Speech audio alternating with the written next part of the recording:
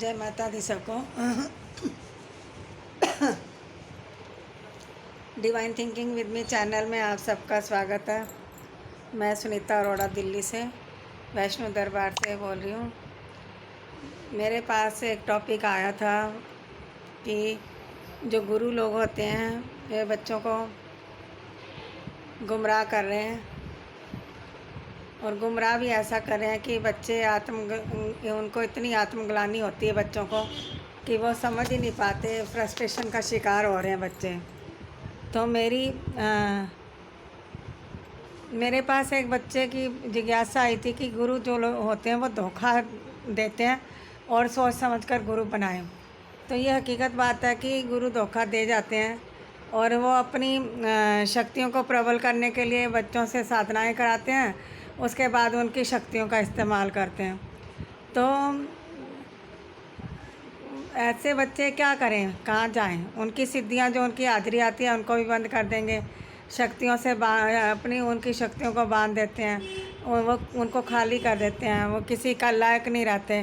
तो ऐसा मेरा तो है कि ये सब गलत हो रहा है, ऐसा नहीं करना चाहिए। गुरु को का मतलब होता है शिष्य को अंधेरे से प्रकाश की तरफ लेके जाना, उसका भविष्य उज्जवल करना। तो क्या ऐसे गुरु बच्चों का भविष्य उज्जवल कर रहे हैं? कितनी गलत बात है। मुझे तो अच्छा नहीं लग रही ये बात। मैंने वीडियो देखी एक बच्चे की, तो मुझे तो पसंद नहीं आई। क्यों कर रहे हो ऐसा? किस लिए? क्यों किसी की आत्मा दुखा रहे हो? बच्चों उन लोगों की बदवाएं ले रहे हो? गुरु हो तो गुरु की तरह रहो ना, और शिष्य को सही रास्ता दिखाओ। तुम्हारे पैर पर धो के पिएगा शिष्य, तुम्हारे अंडर में रहेगा, परंतु उसको सही रास्ता तो दिखाओ। मुझे तो इतना फील हो रहा है जब मैं उसकी बच्चे की वीडियो देखी, तो गुरु ने उसकी शक्तियाँ बांध दी हैं और उसको कहीं का नहीं छोड़ा है, वो इतना परेशान हो रहा है। तो बहुत गलत बात है। दूसरा नंबर ये कि गुरु को चाहिए कि अपने बच्चों का पूरा उसको पूरी गाइडेंस दे, पूरा ध्यान रखे बच्चों का।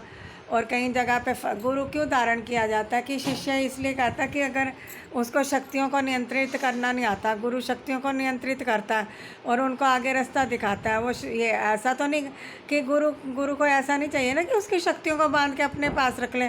तो क्या मतलब उनकी शक्तियों से उन गुरुओं की पूरी हो जाती है? किसी की मेहनत का फल दूसरे को खाने का कोई अधिकार नहीं है संसार में।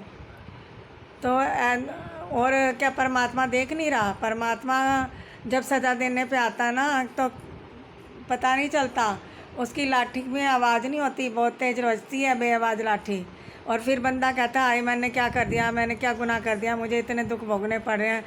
तो वही लाइनें मुझे एक भजन की याद आती हैं कि दीन दुखियों को तंग अब करने लगा, लूट लूट के घर अपना भरने लगा, जैसा तूने किया वैसा मैंने किया, अब आंसू बहाए तो मैं क्या करूं, मैंने मानुष जन्म तुझको हीरा दिया, इसको विरता गवाए तो मैं क्या करूं।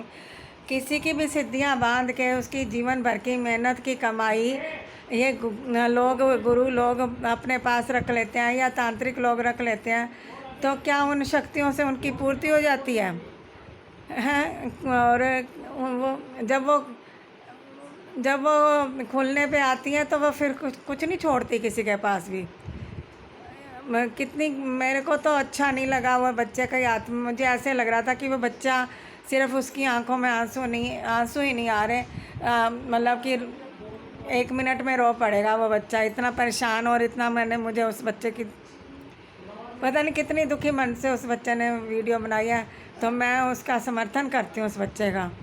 मेरे को तो बिल्कुल पसंद नहीं आया कि क्यों कर रहे हो तुम लोग किसी के लिए ऐसे? किसी की मेहनत का फल क्यों खाए कोई? अपनी मेहनत करो ना, दूसरों की चीज़ों को चोरों की तरह क्यों हड़पते हो? और क्या नाम है, नवरात्रों की सबको बहुत बहुत शुभकामनाएं।